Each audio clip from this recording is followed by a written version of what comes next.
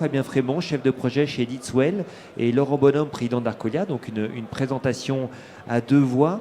Est-ce que vous pouvez nous présenter le Trust Float, donc une plateforme flottante semi-submersible pour les éoliennes offshore?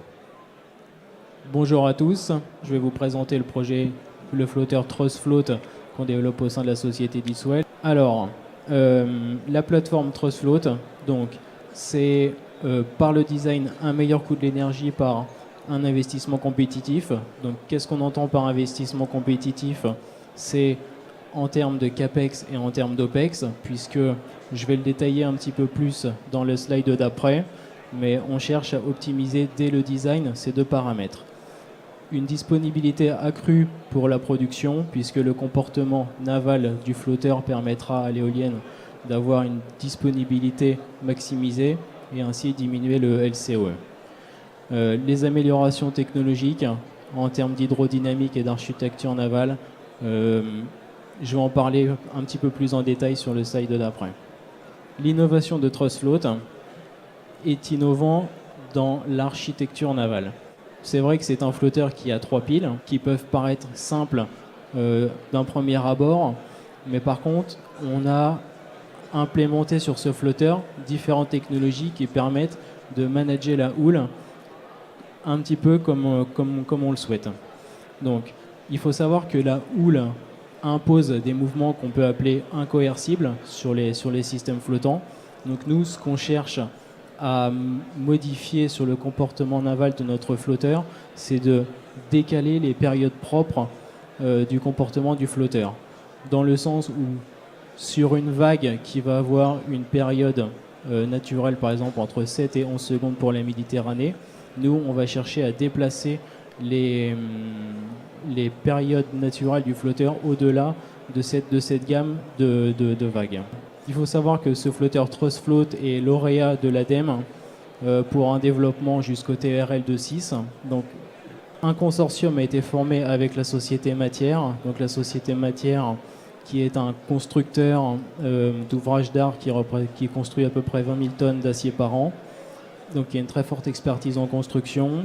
Et le partenaire Océanide, qu'on ne présente plus, qui est un expert en essais en bassin à côté de Toulon.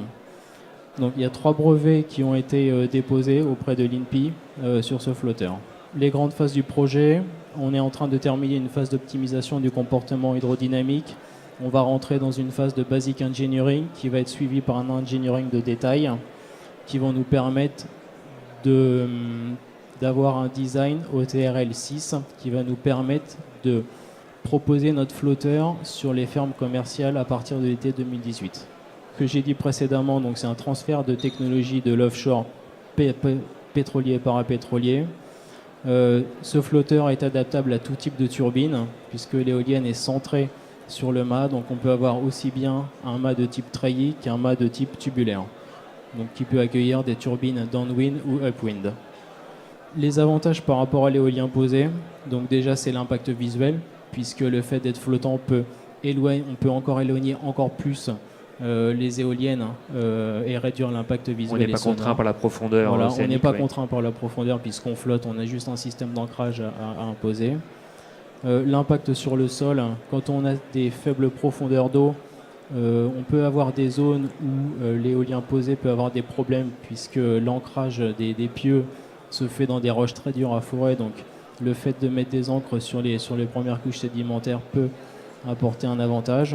Pour l'installation et le démantèlement, on n'a pas besoin de navires lourds pour mettre les éoliennes puisque toute l'éolienne est assemblée à quai et remorquée sur le site directement. Je disais juste précédemment, la profondeur d'eau qui peut s'étendre jusqu'à des profondeurs très importantes nous permet d'accéder à des gisements plus importants. 284 gigawatts selon une source Bearing Point. Toujours dans la comparaison avec le posé, quand je parlais tout à l'heure du comportement et du management des périodes propres des vagues, ce qui est impressionnant, c'est que quand on a fait les premiers essais en bassin au mois de mars de cette année, on a pu constater que le flotteur avec l'éolienne ne bougeait quasiment pas, puisqu'on avait la période propre de pilotement qui était hors des vagues.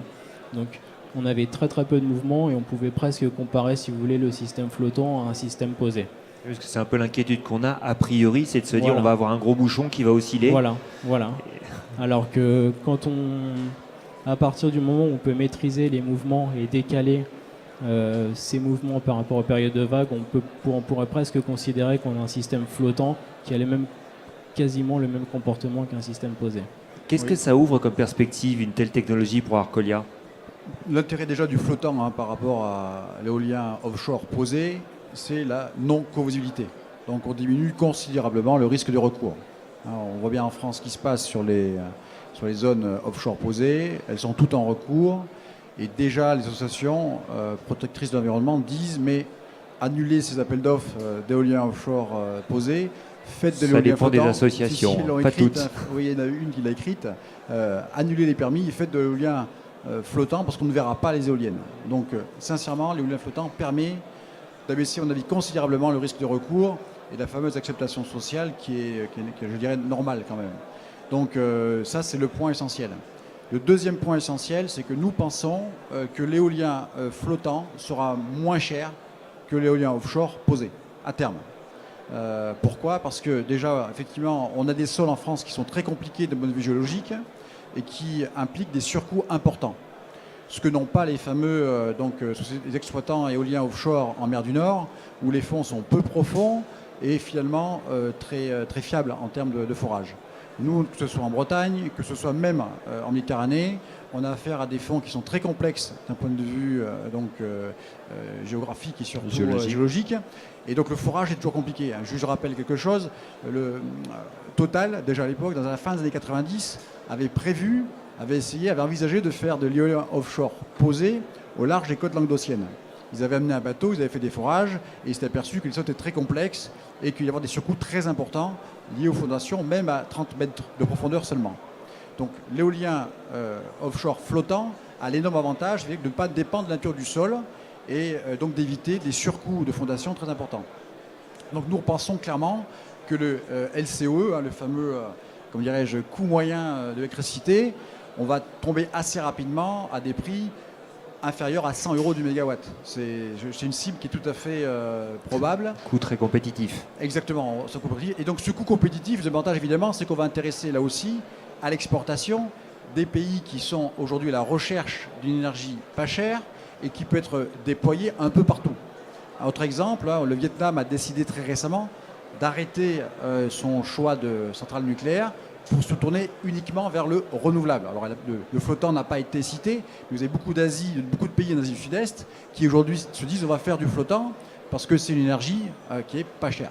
Donc voilà, pour résumer, une compétitivité comparée à l'offshore posé meilleure et une perspective d'exportation aussi plus importante. Les perspectives à l'étranger, vous estimez ça à quel horizon? Bon, déjà, il faudra faire un flotteur, parce qu'aujourd'hui, dans le monde, il y a quand même seulement 2-3 flotteurs qui ont tourné avec des éoliennes dessus. Donc l'idée, c'est de faire un premier projet, effectivement, plutôt sur la côte méditerranéenne, avec Groupe Matière et Ditswell, l'observer pendant 2 à 3 ans, et ensuite le dupliquer. Il faut être très clair, aucun pays d'Asie du Sud-Est n'investira dans une technologie qu'elle n'aura pas vue. Donc aujourd'hui, on voit les Japonais, Fukushima, qui ont acheté un flotteur métallique et un flotteur béton. Ils sont en train de les monter. Ça sera le premier démonstrateur qui va permettre de débloquer la technologie. Donc juste pour simplifier, nous ce qui nous intéresse beaucoup chez Ditswell et chez Matière, c'est le côté R&D. Arcolia Energy a fait toujours beaucoup de R&D dans le domaine de la méthanisation et actuellement du smart grid. Et donc on est particulièrement séduit par la démarche de Ditswell qui est de faire un transfert technologique du parapétrolier donc vers le renouvelable. Alors effectivement, on a déjà un peu parlé des potentialités. L'idée, c'est d'aller très vite avec Matière et Ditswell sur la construction d'un pilote à l'échelle 1, donc avec une éolienne de 6 MW dessus. Dans un calendrier grosso modo 2020, on cible 2020 pour la première réalisation, mise à l'eau. D'avoir ce flotteur qui est conçu par l'export, donc on a oublié de le dire, mais Matière fait 80% de son chiffre d'affaires à l'export en faisant des ouvrages d'art métalliques. Donc dès le départ, l'objectif de l'exportation et d'un coût bas est intégré dans le cahier des charges de l'industriel. Ensuite, le flotteur, et là je vais poser la question encore pas plus tard qu'il y a quelques minutes à Ditswell, est capable de résister à des tempêtes cycloniques telles celles qu'on vient de connaître avec Irma. Donc je voulais reposer la question, est-ce que le flotteur d'Eatswell aurait résisté à Irma? Oui, le flotteur d'Eatswell peut y résister. Et l'éolienne qu'il y a dessus? Ça, je peux pas prendre, je peux pas répondre à la place des turbiniers, mais J'ai posé la question à, on va dire, un turbinier de la place qui m'a dit oui, elle aurait tenu dans la mesure effectivement où il y aurait un groupe électrogène à l'intérieur pour bien bloquer le système des pales. Donc il D'accord. semblerait donc que le système, en tout cas, puisse aller dans des zones anti, donc où là aussi il y a un manque d'énergie renouvelable. D'accord, donc des perspectives intéressantes, effectivement, Oui, on le comprend. Pour plus d'informations, on prend contact avec Ditswell, on prend contact avec Arcolia, avec les deux. Oh, avec Ditswell. Très bien. voilà. Et si vous voulez voir la vidéo des essents bassins qu'on a fait au mois de mars, vous pouvez aller voir sur YouTube.